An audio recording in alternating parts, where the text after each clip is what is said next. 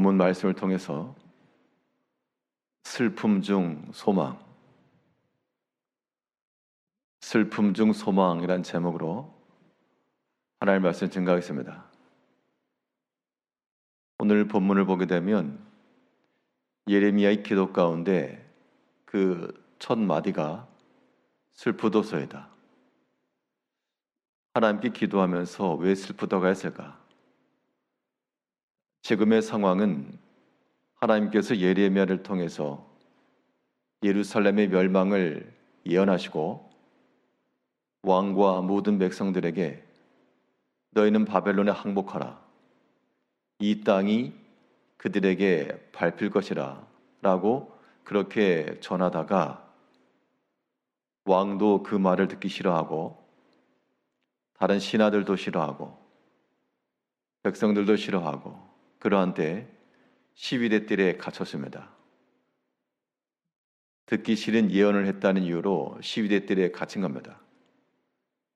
그런데 그 시위대 뜰에 갇혀 있는 상태에 하나님께서 또 말씀하시기를 내 친족 가운데 하나가 와서 너에게 말하기를 너는 우리의 기업을 물을 자니 아나도스에 있는 밭을 사라 라고 말할 것이라. 그 말씀을 들은 후 실제로 그의 친족 가운데 하나가 와서 아나도스에 있는 밭을 사서 물으라 라고 하니까 이 예레미야가 은 17세겔을 달아주고 매매 증서를 작성하고 그 증서를 보관하며 놓고 그 후에 지금 오늘 본문에 나온 겁니다. 16절을 보면 내가 매매 증서를 네리야의 아들 바룩에게 넘겨준 뒤 여호와께 기도하여 이르되 슬프도소이다 주 여호와여. 매매 증서를 썼다라고 하는 것은 그 밭을 사서 소유를 삼은 것인데 왜 슬퍼했을까? 하나님 말씀하시기를 이 땅이 바벨론에 사로잡힐 것이고 우리는 멸망할 것이며 또 끌려갈 것이고 포로 생활할 것이고 하나님께서 이 땅을 멸하실 것인데 지금 그 밭을 산 그 자체로 또 예레미야는 그 예언을 했다는 이유로 시위대 뜰에 갇혀 있는데 그 상황 속에서 은을 달아주고 매매 증서를 쓰고 이런 상황 자체가 예레미야에게는 슬펐다는 겁니다. 자기 소유의 땅이 생겨서 즐거운 게 아니라 이 땅이 하나님의 진노 가운데 팔려가게 될 것 때문에 마음의 슬픔과 애통함을 가지고 있었는데 그런데 그 슬픔 중에서라도 이 예레미야는 하나님께 대한 소망을 잃지 않았습니다. 하나님이 어떠하신 분이신지를 깨달았기 때문에 비록 내가 슬프나 그 기도 중에도 비록 내가 슬프도소이다 하였으나 그가 찾은 하나님은 슬픔의 하나님이 아니라 그 슬픔 중에서 소망을 주신 하나님을 찾은 겁니다. 이제 우리의 모든 삶 속에서 우리 개개인의 삶마다 다 슬픔 가운데 거할 여러 가지 일이 있을지라도 우리가 이 예레미야가 발견한 것처럼 소망의 하나님을 발견해야 되겠는데요. 예레미야가 찾은 이 소망의 하나님은 어떤 하나님이셨는가? 오늘 본 말씀을 통해서 우리가 찾게 되면 먼저 그가 발견한 하나님은 진노 중에라도 은혜를 베푸시는 하나님이었습니다. 비록 이 땅이 그들에게 사로잡혀가고 황폐화될지라도 범죄한 자들을 심판하시는 하나님이 공의로우신 것처럼 회개하고 돌이키는 자들에게 다시 은혜를 부실 하나님도 공의로우시다. 천만인에게 은혜와 사랑을 베푸실 그 하나님을 깨달은 겁니다. 17절 보시면 슬프도소이다 주 여호와여 주께서 큰 능력과 표심팔로 천지를 씌우셨사오니 주에게는 할 수 없는 일이 없으시니이다. 주는 은혜를 천만인에게 부시우며 아버지 죄악을 그 후손에게 품에 갚으시오니 크고 능력 있으신 하나님이시요 이름은 만군의 여호와시니이다. 크고 능력 있는 하나님이란 말 속에는 분명 그들의 죄악된 것들을 없다 하지 않으시고 반드시 갚으시는 공의로우신 하나님이신데, 그런데 하나님은 또한 범죄한 백성들의 죄를 갚으시는 하나님이시면서 동시에 또한 큰 은혜를 베푸시는, 천만인에게 주의 은혜를 베푸시는 하나님이시라.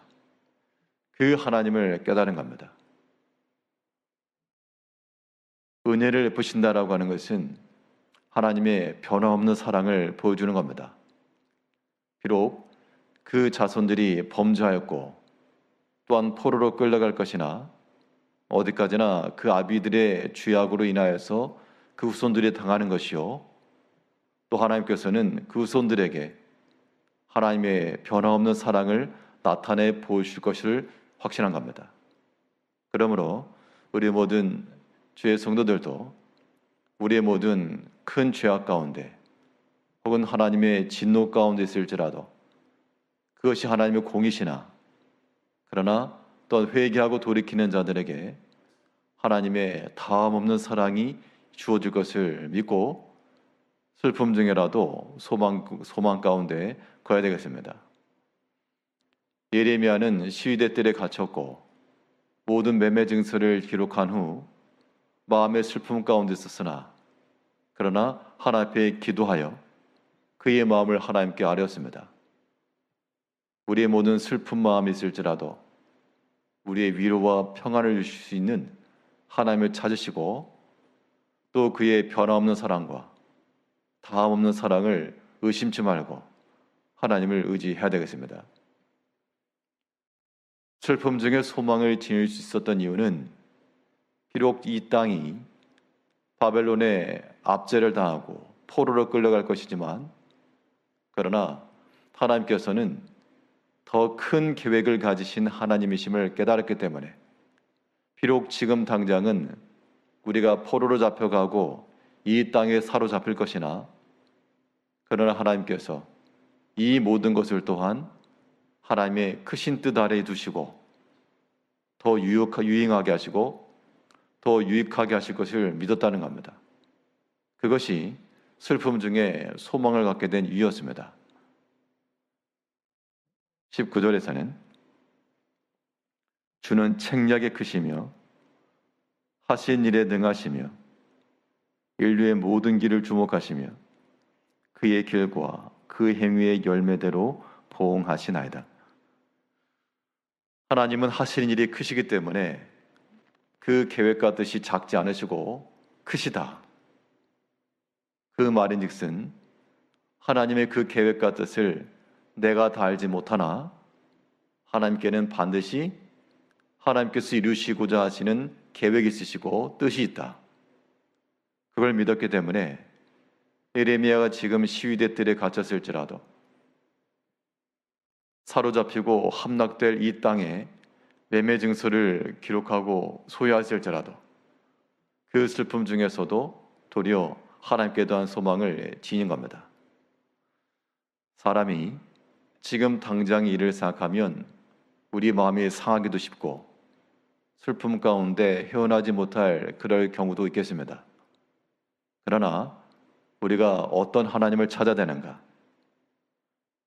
나의 생각보다 더 큰 계획을 가진 하나님, 지금 현 상황보다 더 유익하게 하실 그 하나님을 믿는 것 이외에 우리를 위로할 수 있는 것은 아무것도 없습니다. 우리가 하나님을 믿는 백성 이상 우리 모든 믿음을 하나님께로 더욱 확고히 하여 우리의 살아가는 삶의 방식 가운데, 슬픔 가운데 진노 중에 있을 때 믿지 아니하는 사람들처럼 낙담하거나 세상의 방식으로 해결하는 것이 아니라 우리는 하나님 믿는 자들이므로 슬픔 가운데서라도 은혜를 베푸실 하나님이시요, 내가 다 이해할 수 없는 일 가운데라도 더 큰 계획을 지신 하나님심을 굳게 믿고 신뢰하여 진노 중에라도 은혜를 베푸신 하나님, 슬픔 중에라도 소망을 주시는 그 하나님 믿으시고 그 하나님 안에서 은혜와 위로를 받으시는 성도님들이 되시기를 바라겠습니다. 기도하겠습니다.